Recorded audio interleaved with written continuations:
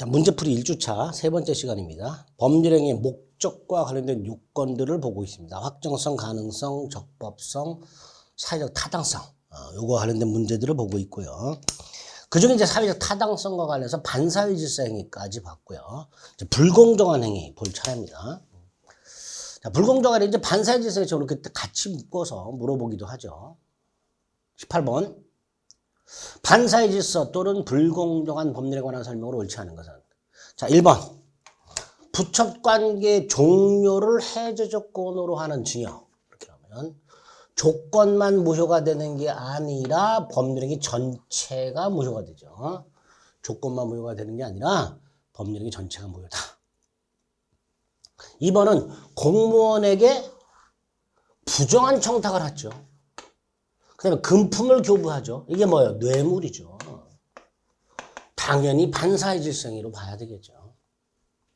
자, 3번, 4번, 불공정한 행위와 관련된 거, 3번, 4번. 자, 3번, 불공정한 법률행위가 성립하려면, 104조. 자, 이 불공정한 행위, 일단 요건이 필요하죠. 첫째, 급부와 반대급부의 현저한 불균형이 있어야 되죠. 급부와 반대급부의 현저한 불균형. 주고받은 게 현저하게 불균형해야 되죠. 자, 급부와 반대급부가 현저하게 불균형한가는 행위 당시를 기준으로 판단하죠. 그 다음에 객관적 가치를 가지고 판단하죠. 주관적 가치가 아니라 객관적 가치를 가지고 판단한다. 시가와의 차액이나 시가와의 배율로 판단하는 게 아니라 행위 당시 뭘 가지고? 사회 통념을 가지고, 즉 상식적으로 객관적 가치 가지고 판단하게 됩니다. 두 번째, 폭리를 당한 사람, 피해자는 세 가지 중에 하나, 궁박하거나 경솔하거나 무경험해야 되죠. 자, 셋 중에 하나면 되죠. 궁박은 정신적, 심리적 궁박을 포함하죠. 무경험은 거래 일반 경험 부족을 의미하죠. 특정 영역의 경험 부족이 아니라 거래 일반 경험 부족을 의미하게 됩니다. 피해자의 대리인에 의한 불공정한 행위가 된 경우, 궁박은 본인 기준으로 판단하고요. 궁본, 경솔, 무경험은 대리인 기준으로 판단하죠. 궁본, 경무대. 세 번째가 폭리자는 뭐가 있어야 되죠? 폭리 의사가 있어야 되죠.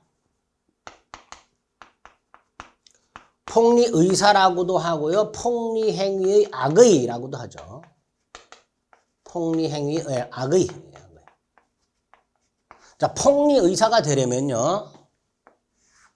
피해자가 궁박하거나 경솔하거나 무경험하다는 걸 알고 있는 것만으로는 부족하고, 알면서도 이런 피해자의 궁박 등을 이용할 의사가 있어야 되죠. 단순히 알고 있었다는 것만으로는 폭리 의사가 아니죠. 알면서 이용하려는 의사가 있어야 된다. 자, 여기 세 가지 요건이고요. 이 세 가지를 다 무효 주장자가 증명해야 되죠.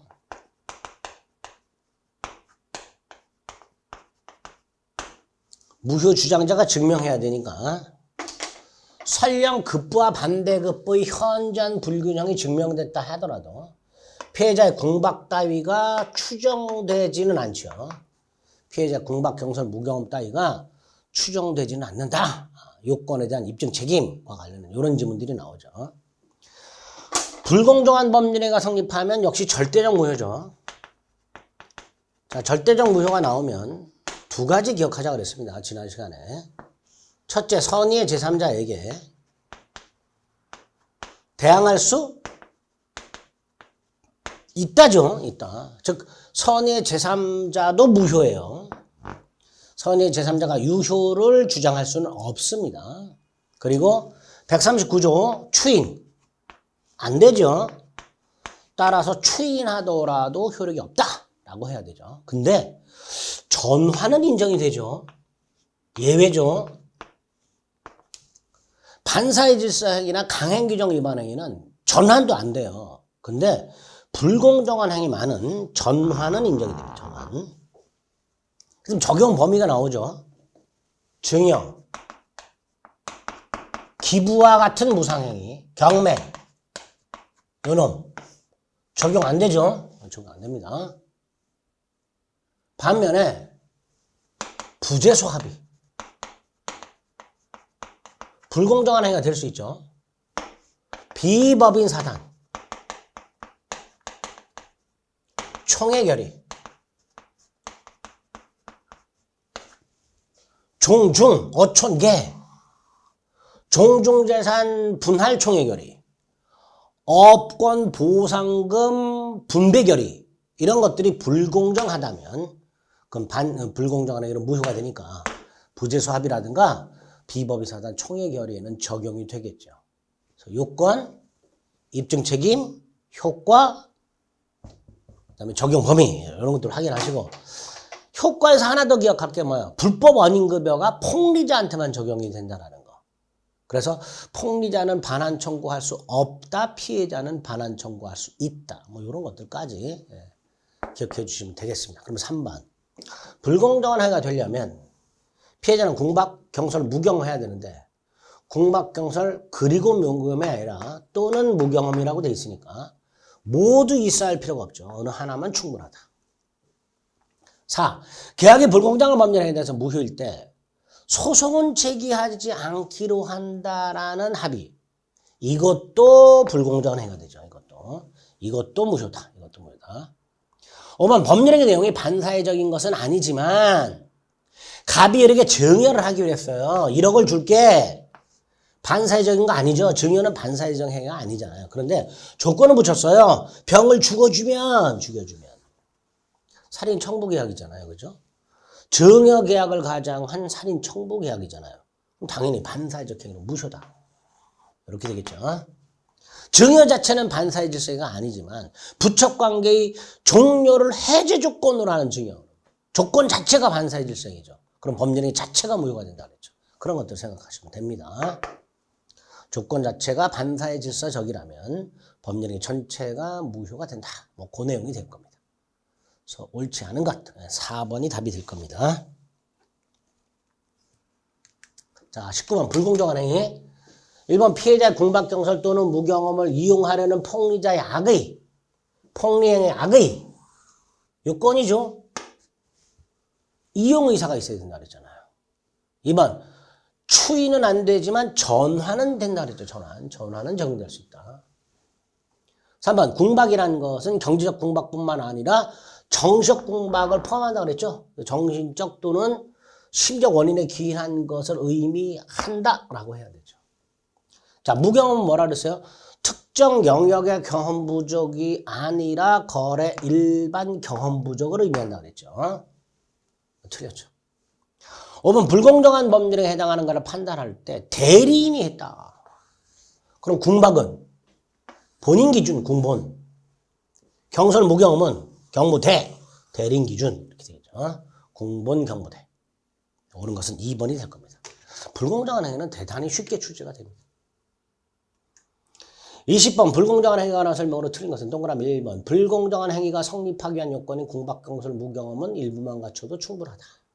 2번 피해 당사자가 궁박경설 또는 무경험 상태에 있었다 하더라도 상대방이 이용하려는 의사, 알면서 이용하려는 의사, 이게 뭐예요? 폭리행의 악의, 이게 있어야 되잖아. 그러니까 없으면은 불공정한 행위는 성립하지 않게 됩니다. 3번 증여나 기부같이 주기만 할 뿐 받는 게 없어요. 급부만 있고 반대급부가 없어요. 그러니까 불공정한 행위가 될 수가 없죠. 4번 대리인, 경무, 대라 그랬죠. 경설, 무경험은 대리인 기준, 궁박은 본인 기준. 5번 불공정한 행위로 무효인 경우에 추인 안 된다 그랬어요. 추인하더라도 효력이 없어요. 추인은 안 돼요. 전환은 되는데 추인은 안 된다 그랬습니다. 틀린 것은 4번이 될 겁니다. 21번 불공정한 행위가 하나 설명으로 틀린 것을 골라라. 1. 부재소 합의, 종중 총회결의, 비법인 사단이잖아요. 그죠? 비법인 사단 총회결의 적용된다 안 된다? 된다. 2번 매매대금이 과다하여 불공정한 행위에 해당한다 하더라도 그거를 적당한 금액으로 감액해서 다른 계약으로 전환 된다. 즉 대금을 적정한 금액으로 감액해서 다른 매매계약의 유효성을 인정할 수 있다. 이렇게 되죠. 불공정한 행위는 추이는 안 되지만 전환은 인정된다. 3번 정신적 심적 공박을 포함한다. 4번 현저하게 불균형하다 하더라도 공박 따위가 추정되지는 않는다. 경매 따위에는 적용되지 않는다. 그죠? 네. 어렵지 않습니다. 22번 업권 소멸로 인한 손실보상금의 분배에 관한 어촌계 총회결의 뭐 말이 어려운데 다 필요 없어요. 어촌계 비법인 사단 총회결의 불공정한 행위가 될 수 있다. 있다. 종중뿐만 아니라 어촌계 등도 비법인 사단이고. 2번 매매계약이 불공정하다. 그런데 그거는 제소하지 못한다. 부재소합의 그것도 불공정한 행위로 무효가 된다. 3번 계약에서 의사표시한 자가 공박상태에 있었다 하더라도 상대방이 그걸 알면서 이용하려는 의사, 즉 폭리 의사가 없다면 불공정한 행위는 되지 않는다. 4번 무효를 주장하는 자가 전부 증명해라. 요건을 전부 증명해라. 그죠? 문제가 생겼어요. 전부 증명해야 되는데 그때 요건이 뭐예요? 급부와 반대급부 현저한 불균형, 피해자의 공박경설 또는 무경함, 폭리자의 폭리의사 이걸 다 증명해야 되는데 여기 문제 뭐래요? 피해자의 공박경설 과무경함이죠. 이거 틀렸죠. 이거 몰라야 돼요. 또는 모두 이것도 틀리죠. 왜? 불공정한 행위가 성립하기 위해서 피해자가 공박하고 경솔하고 무경험해야 되는 게 아니잖아요. 그러니까 공박과 경솔과 무경험 모두를 증명할 필요가 없죠. 공박이었다면 공박만, 경솔이라면 경솔만, 무경험이라면 무경험만 증명하면 되고요. 공박, 경솔, 과무경험을 모두 증명할 필요는 없는 거죠. 무효를 주장하는 자가 모두 증명한다고 할 때 이 모두 증명한다고 할 때 이 모두는 요 세 가지 요건을 말하는 거예요. 요 세 가지, 요거 모두 증명해요. 무효 주장자가 요 세 가지를 모두 증명해야 된다. 급부와 반대급부, 현저한 불균형, 피해자의 공박, 경솔 또는 무경험, 폭리자의 폭리의사 요 세 가지 요건 세 가지를 전부 무효 주장자가 증명해야 되는 것을 말하는 것이지 공박과 경솔과 무경험 모두를 증명해야 되는 건 아니에요. 왜? 공박과 경솔과 무경험 모두를 갖출 필요가 없으니까. 무슨 의미인지 아시겠죠? 그래서 4번이 틀린 지문이 됩니다. 찾아내기가 조금 어려운 까다로운 지문입니다. 4번이 틀렸고요. 5번 추인 안 된다 그랬습니다. 전환은 되고 추인 안 된다 그랬습니다. 자, 4번 다시 한번요. 무효 주장자가 모두 증명해야 된다 할 때 그 모두란 요건 세 가지를 말하는 거예요. 급부와 반대급부, 현저한 불균형, 피해자의 공박, 경솔 또는 무경험, 폭리, 의사 세 가지 요건을 모두 무효 주장자가 증명해야 된다는 것을 의미하는 것이지 피해자가 공박했고 경솔했고 무경험했다는 걸 모두를 증명해야 된다는 의미가 아닙니다. 모두 증명해서 무엇을 모두 증명하는가를 좀 잘 구별해서 기억하셔야 됩니다. 요렇게까지 지문이 나오면 개짜증 나죠. 개짜증 나는데 어쨌든 이렇게 좀 대비를 할 필요가 있다. 틀린 거 4번. 자, 이런 식으로 불공정한 행위에 관련된 지문들을 살펴봤습니다. 자, 그 다음에 이제 법률행 해석이 나왔는데요. 법률행 해석은 특히 의사 표시가 불일치할 때 의사의 중심을 두고 해석할 것이냐, 표시의 중심을 두고 해석할 것이냐의 문제가 나온다고 그랬죠. 표시의 중심을 두는 규범적 해석이 원칙이 되고요. 다만 의사의 중심을 두는 예외적 자연적 해석이 있을 수 있고요. 그 자연적 해석과 관련된 오표시 무해의 원칙이 나오죠. 그 오표시 무해 원칙이 사례 형태로 나올 수가 있습니다. 자, 1번 법률의 당사자가 법령 중에 선량한 풍속 기타 사회 질서에 관계가 없는 규정. 이게 뭐예요? 임의 규정이죠. 우리 조문 105조하고 106조 기억하자 그랬죠. 법률의 당사자가 법령 중 선량한 풍속 기타 사회 질서와 관계 없는 규정, 임의 규정. 과 다른 의사를 표시. 하면 그 의사에 하죠. 다시 말해서 임의규정은 꼭 안 지켜도 된다라는 거죠. 임체내 비용상환 청구권 규정, 임의규정. 다른 의사표시, 비용상환 청구권을 포기한다. 유효하잖아. 그게 105조. 그 다음에 임의규정과 다른 사실인 관습이 존재하고 플러스입니다. 플러스. 당사자 의사가 불분명 할 때는 관습에 의하죠. 이게 105조, 106조죠. 특히 106조 임의규정과 다른 사실인 관습이 존재하고 당사자 의사가 분명하지 않을 때 관습에 의합니다. 따라서 임의규정과 다른 관습이 있는데 당사자 의사가 분명해. 그럼 의사로 갑니다. 이것도 조심하셔야 됩니다. 1번은 105조. 임의규정과 다른 의사를 표시하면 그 의사에 의한다. 5번 보세요. 임의규정과 다른 사실인 관습도 해석을 통해서 법률 인정이 될 수 있죠. 그죠? 단 전제가 뭐예요? 당사자 의사가 분명하지 아니할 때. 그게 5번이죠. 당사자 의사가 분명하지 아니할 때. 그래서 일단 법률 해석과 관련된 요 105조, 106조 조문이 예전엔 잘 안 나왔었는데 최근에는 출제가 되는 경향이 있으니까 105조, 106조도 정확하게 좀 암기해 두시고요. 2번. 표시행위가 가지는 의미는 특별한 사정이 없는 한 결액의 객관적 의미를 가지고 판단해야죠. 의사 표시한 사람이 나는 이걸 이렇게 생각하고 있어. 이런 의미로 하고 있어. 그러면 안 되죠. 표의자가 주관적으로 부여한 게 아니고요. 거액에서 객관적 의미가 기준이 되는 게 원칙이죠. 특별한 사정이 없는 한이란 말은 원칙적으로라는 뜻이에요. 원칙적으로 표시를 가지고 해석해야 되잖아요. 그러니까 2번 틀렸죠. 원칙적으로 거액의 객관적 의미를 가지고 파악해야만 됩니다. 3번. 자, 갑의 의사가 또는 진의가 A고 표시가 B일 때 B가 원칙이잖아요. 그죠? 예외가 이거잖아요. 자, 그러면 어떨 때 원칙이냐? 요 갑의 진의를 알 수 없다. 요때 원칙으로 가는 거예요. 알 수 없다. 알 수 없는 게 보통이잖아요. 을이 무슨 독심술을 익히지 않는 한 갑의 진의를 알 수 없는 게 원칙일 거 아니에요. 그럼 표시로 가는 거죠. 반대로 알았거나 알 수 있었다. 알았거나 알 수 있었다. 알 수 있었다. 또는 당사자 의사가 합치했다.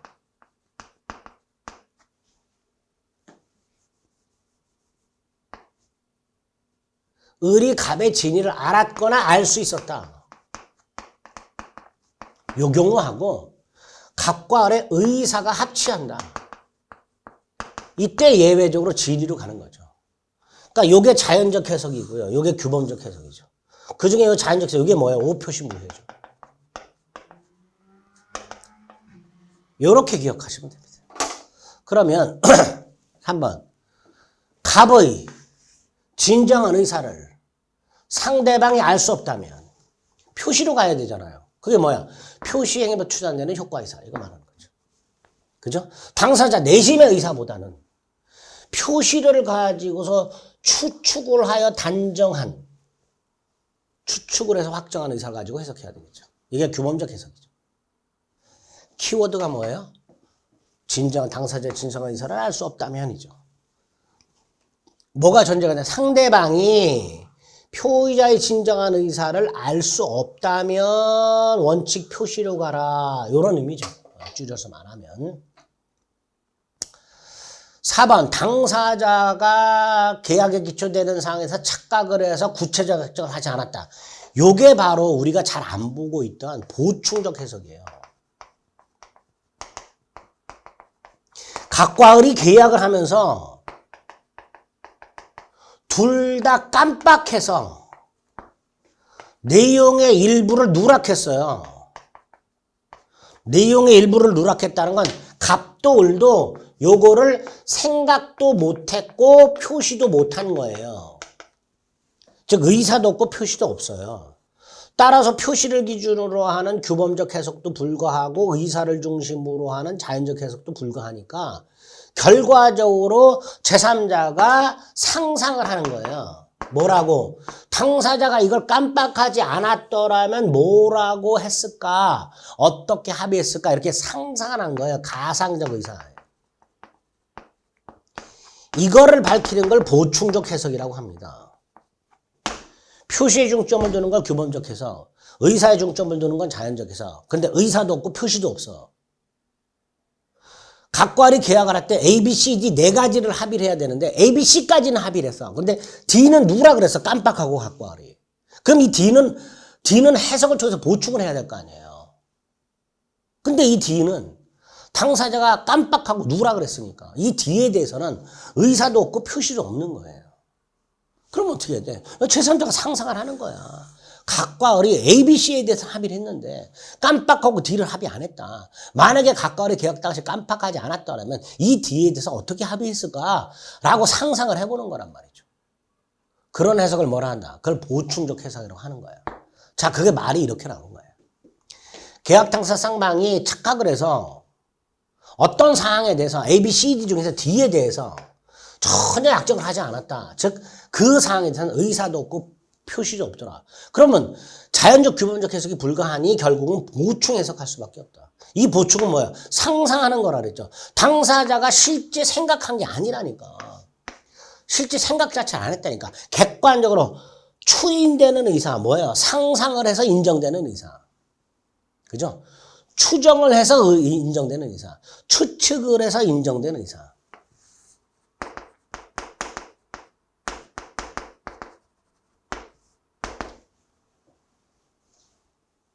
이게 뭐예요? 가상적 의사를 말하는 거죠. 이런 걸 보충적 해석이라고 하게 됩니다.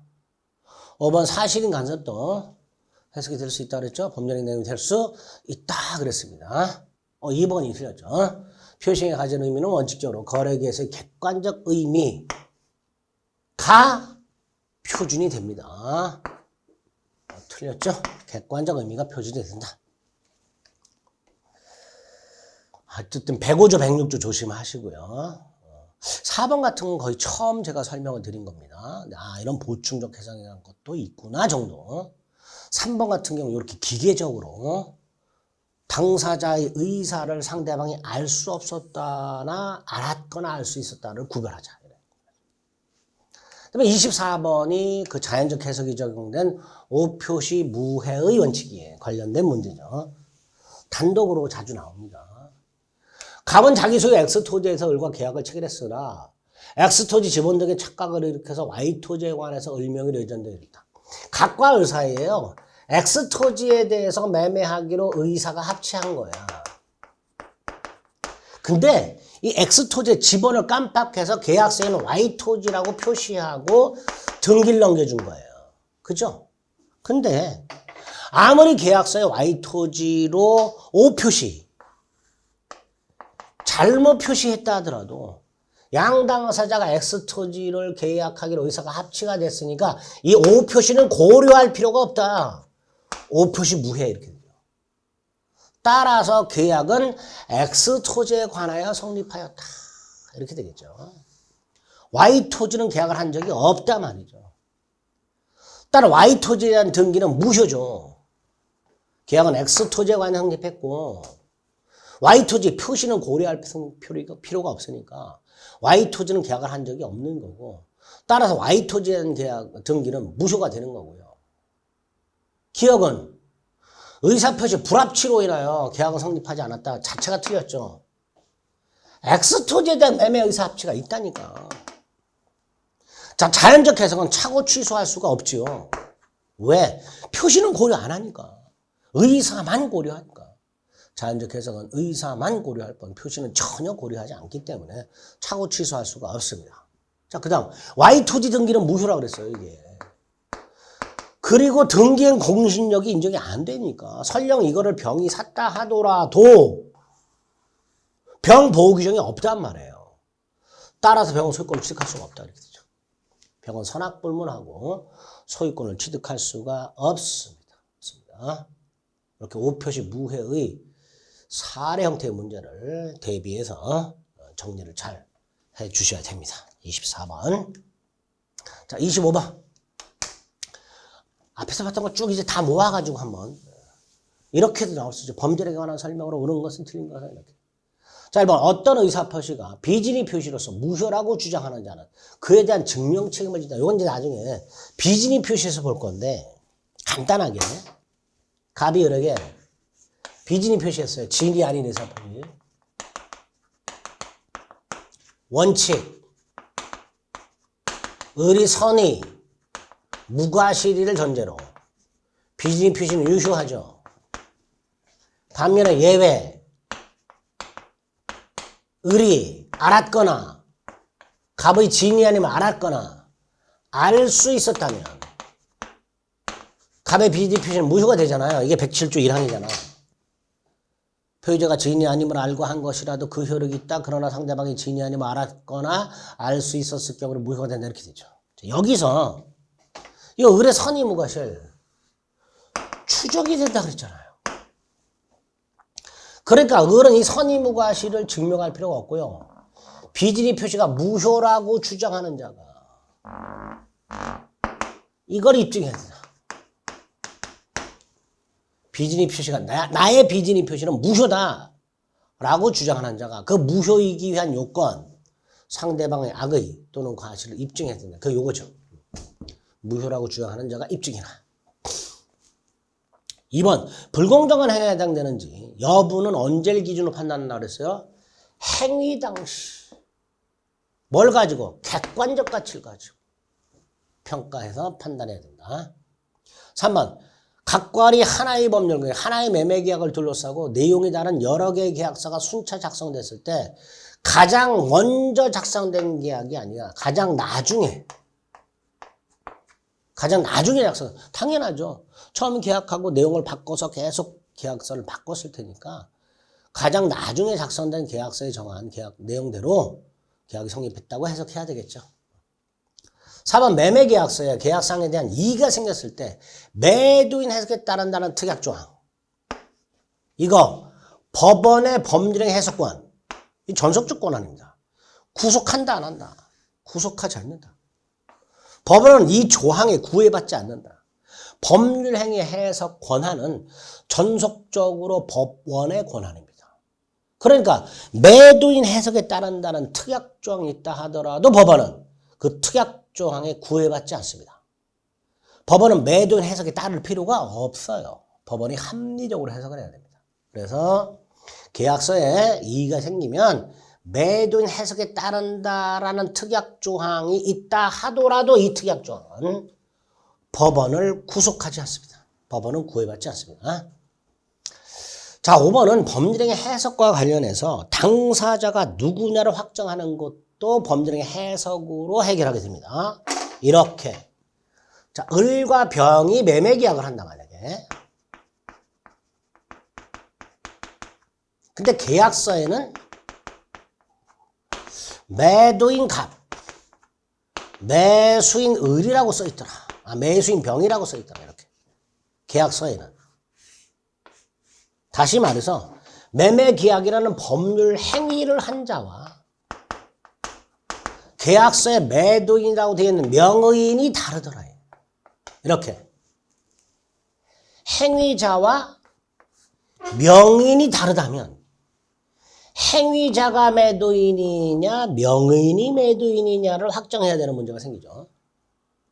행위자가 매도인이라면 행위자 을은 갑의 이름을 도용했는지의 문제가 생기는 거고요.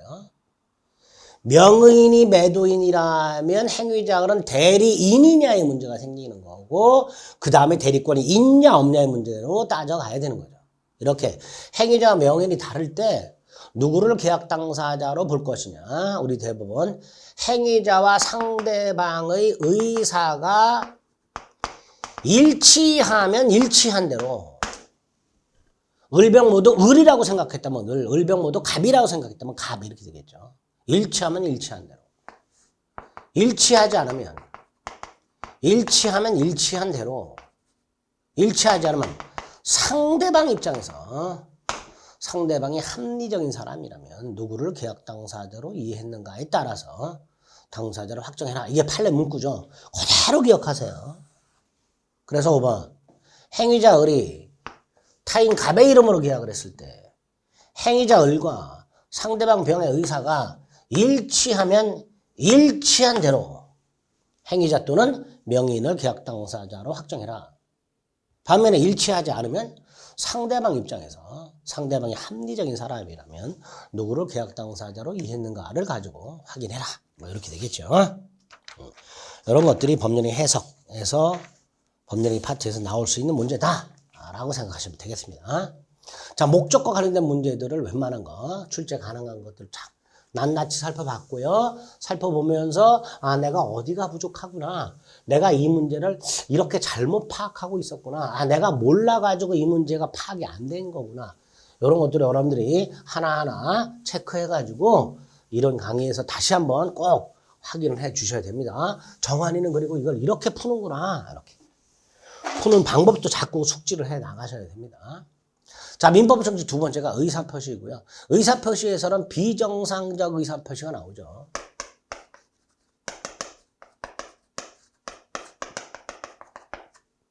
의사와 표시가 불일치하는 게 있죠. 의사의 흠결이라고 부르죠. 그 의사 표시가 불일치한다는 것을 표의자가 알고 있는 경우와 모르고 있는 경우는 나오죠. 알고 있는 것을 의사의 의식적 흠결 이렇게 부르고요. 모르고 있는 걸 의사의 무의식적 흠결 이렇게 부른다고 그랬습니다. 알고 있는 게 비진이 표시하고 허위 표시가 있죠. 비진이 표시, 진이 아니면 알고 한 것이라도 효력이 있다. 그러나 상대방이 알았거나 알 수 있다. 무효가 된다. 백발적 탕생마다 통정한 허위 의사표시는 무효로 한다. 모르고 있는 게 착오죠. 중요 부분에 착오가 있을 때 취소할 수 있다. 그러나 중대한 과실이 있을 때는 취소 못한다. 의사 표시는 일치하지만 하자가 있는 경우가 사기 강박이죠. 원칙적으로 취소할 수 있다. 그죠? 다만 110조 이항 상대방이 아닌 제3자가 사기랑 강박을 했을 때는 상대방이 알았거나 알 수 있었을 경우에 하나에 취소할 수 있습니다. 네 가지 모두 다 공통적으로 선의의 제3자에게 대항할 수 있다 없다? 없다. 대항할 수 없다. 그래서 107조 108조 상대적 무효, 109조 110조 상대적 취소 이렇게 되죠. 선의의 제3자에게 대항하지 못하는 상대적 무효 또는 상대적 취소 이렇게 될 겁니다. 이렇게 비정상적 의사표시 네 가지가 있고 그 다음에 의사표시 효력 발생이라고 해서 도달한 때로 생긴다. 발신 후 사정 변경이 있다 하더라도 즉 사망하거나 제한 능력자가 되더라도 그 효력에는 영향이 없다. 상대방이 받을 때 수령 무능력자다. 표의자는 대항하지 못한다. 공시송달할 수 있다. 이것도 아주 잘 나오죠. 이런 식으로 일단 뼈대를 잡으시면 돼요. 자, 그 중에 비진이 표시는 그 진의 뜻을 좀 잘 이해하셔야 되죠. 일단 비진이 표시 성립 요건, 의사표시가 있을 것, 의사표시가 불일치할 것, 불일치를 표의자가 알고 있을 것, 그죠? 왜 비진이 표시했는지 그 이유나 동기는 묻지 않는다. 효과, 원칙적으로 표시한 대로 그대로 유효하다.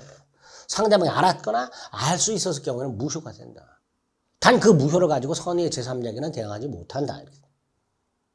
적용 범위, 특히 대리권 남용이 적용된다. 이거 출제가 됐죠, 최근에. 일단 비진이 표시는 이 정도 확인하셔야 됩니다. 허위 표시는 일단 108조 조문 해석하고 가장매매 사례 형태 대비해야 되죠. 구별 개념으로 가장에게 은닉행위 비교하셔야 되죠. 증여하면서 세금을 떼먹을 목적으로 증여를 은닉하고 매매로 가장한 경우에 법률관계. 그죠? 또 108조 2항의 제3자. 인 경우 아닌 경우. 통정 허위 표시의 무효로 대항할 수 없는 제3자. 보호되는 제3자. 해당하는 경우, 해당하지 않는 경우. 이런 것들이 허위 표시에서 확인이 돼야 됩니다. 비진이 표시보다 허위 표시가 더 중요하죠. 착오는 착오 유형 중에 특히 서명 날인 착오와 관련된 표시상 착오 개념 잡으셔야죠. 두 번째, 동기 착오를 어떻게 처리하는가요, 문제. 중요 부분의 판단 기준과 중요 부분 인지 아닌지, 중대한 과실이 있는지 없는지 이런 것들. 그 다음에 해제와 착오 취소, 담보 책임과 착오 취소 이런 것들. 손해배상 책임이 있냐 없냐 같은 것들. 착오 취소권 배제 특약 할 수 있냐 없냐 같은 것들. 그런 자잘한 것들이 착오에서 나오죠.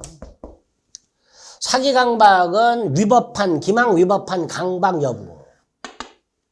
상대방이 있는 의사표시에서 제3자의 사기 강박이 있을 때, 요 대리인 조심해, 대리인. 대리인 사기 강박은 어떻게 처리할 것인가. 불법행위 손해배상 책임과의 관계하고 착오와 사기의 관계 같은 것들, 이런 것들이 중점적으로 나오는 것들입니다. 그러니까 이런 것들을 주목해서 정리하고 거기에 관해서 어떤 식으로 문제가 출제가 되는가를 하나하나 확인하시고 부족한 부분 또 체크해서 또 확인하고 이렇게 돼야 되죠. 다섯 번째가 의사표시로 발생 말씀드렸죠. 네. 이런 것들이 출제가 되는 것들이다. 자, 그럼 먼저 1번 진이 아닌 의사표시라고 되어 있습니다. 백지주의랑 표의자가 진이 아님을 알고 한 것이라도 그대로 효력이 있다. 표시한 대로 그대로 효력이 있다. 그래서 사립대 교수가 사직의 의사 없이 사직서를 제출했다. 원칙적으로 사직서 제출은 유효하다. 다만 상대방이 알았거나 알 수 있었을 경우에는 무효가 된다. 회사의 방침에 따라 사직의 의사가 없는 근로자들이 일괄해서 사직서를 냈다. 군대를 가면서 휴직을 해야 되는데 회사의 방침에 따라 사직서를 냈다. 비진이. 회사는 이미 사직의 의사가 없다는 걸 알았거나 알 수 있었다. 따라서 그 사직서 제출은 무효가 된다. 그 무효를 가지고 선의 제3자에게 대응하지 못하죠. 자, 이 비진이표에 있어서 아주 중요한 게 뭐예요? 진의의 뜻이에요. 당사자가 진정으로 마음속에서 바라는 사항을 뜻하는 게 아니라 당사자가 진정으로 마음속에 바라는 사항은 본심이고, 근데 그걸 말하는 게 아니라 특정 의사를 표시하고자 하는 표의자의 생각을 말한다. 따라서 당시 상황에서 최선이라 판단하고 의사를 표시했다면 비진이 표시를 할 수는 없다. 그죠? 그래서 강박에서 제한을 강제로 뺏긴다는 것이 본심이라 하더라도 일단 증여를 하기로 하고 증여를 한 이상 비진이 표시를 할 수는 없다. 진의의 뜻 아주 중요하죠.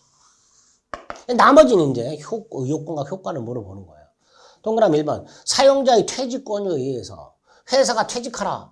그래서 의원 면직 형식으로 근로계약관을 종료. 즉 사직서를 냈는데 사직의 의사가 있어요, 없어요? 없어. 그런데 근로자가 지금 내가 사직서를 내고 그 다음에 명퇴금이라도 받는 게 최선이다 라고 판단하고 사직서를 냈다. 이건 비진이 표시가 아니라는 거죠.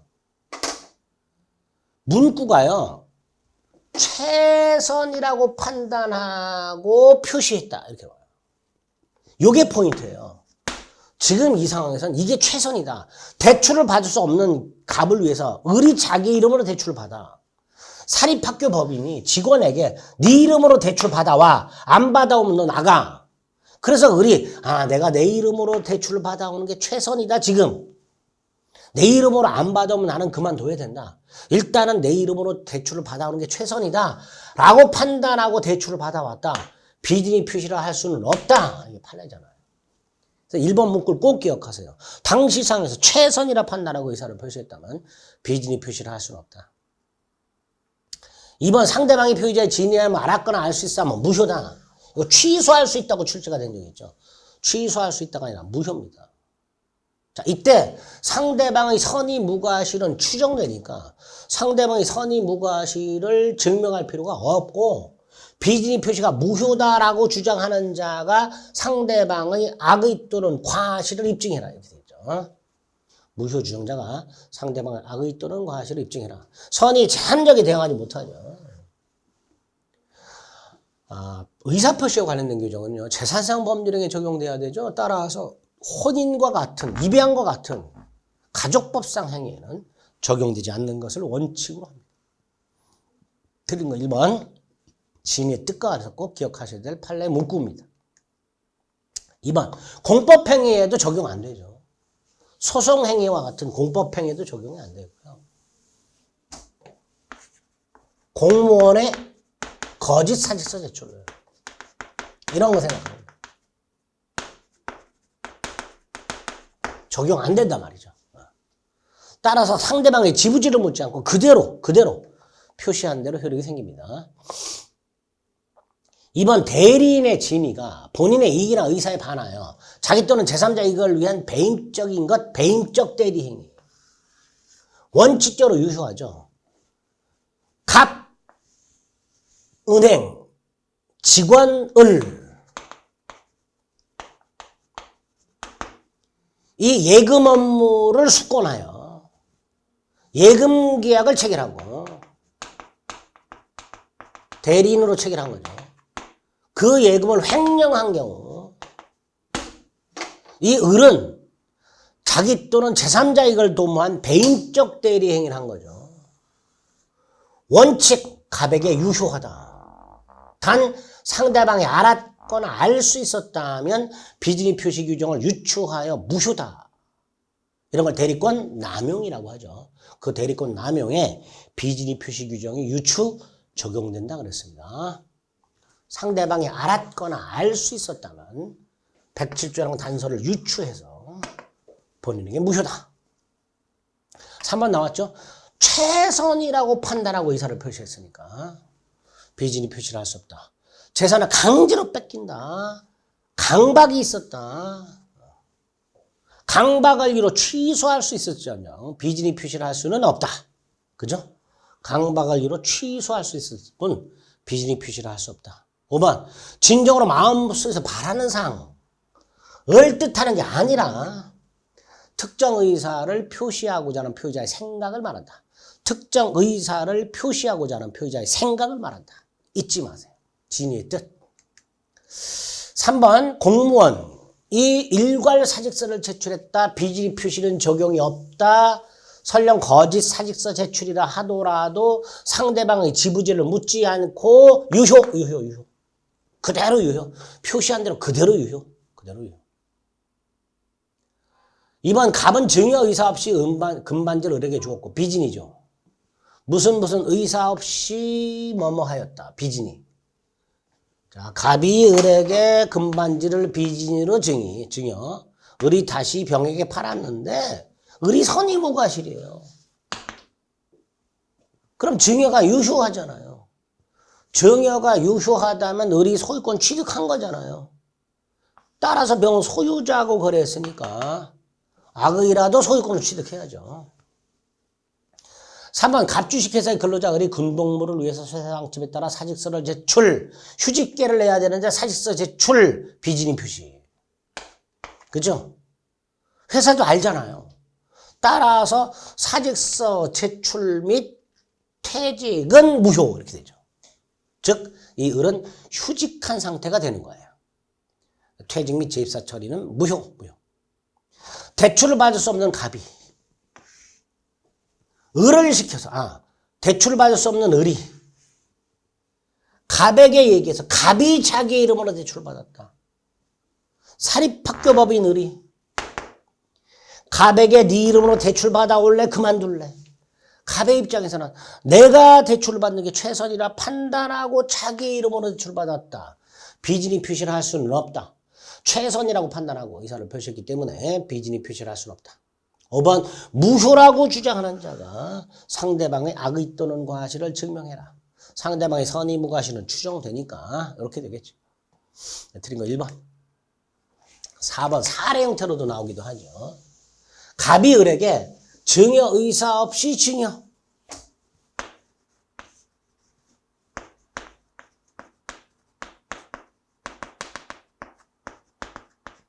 원칙 유효. 예외 무효. 그렇죠. 이렇게 딱 나오죠. 원칙 유효, 예외 무효. 자, 유효하려면 을은 선의무과실. 무효이려면 을은 악의 또는 과실. 유효라면 병 선악불문하고 소유권 취득. 무효라면 병, 선이라면 소유권 취득. 악의라면 소유권 취득하지 못하죠. 딱 나눠서 기억하셔야 돼요. 자, 1번. 의리 악의야. 병은 소유권 취득할 수 없다? 자, 의리 악의야. 병은 소유권 취득할 수 없다? 아니죠. 병, 선이라면 소유권 취득하죠. 병은 선이라면 소유권 취득합니다. 그러니까 의리 악이라면 소유권 취득하지 못한다. 이렇게 단정 지으면 안 되죠. 자, 의리 선인데 과실이 있어. 자, 과실이 있어. 무효. 의리 악거나 알 수 있었어. 소유권 취득하지 못하죠. 3번 의리 선이 무과실이라면 소유권 취득하죠. 따라서 병은 의리 선이 무과실이라면 병은 소유권자와 거래했으니까 악의라도 소유권 취득하죠. 악의라도 소유권 취득한다. 틀렸죠. 의리 악의라면 병은 언제나 소유권 취득한다. 뭐 역시 틀렸죠. 그래서 이렇게 비진이 표시가 간혹 사례 형태로 나올 수 있고요. 비진이 표시가 이렇게 사례 형태로 나왔다면 요거 사례 형태고 다 이렇게 원칙과 예로 나눠가지고 정확하게 그 법률 관계를 숙지를 해 두실 필요가 있습니다. 됐죠. 자, 5번은 이제 진위 아닌 의사 표시와 허위 표시를 구별하고 있는 건데요. 잠시 쉬었다가 시간을 달리해서 좀 살펴보겠습니다. 네, 수고하셨습니다.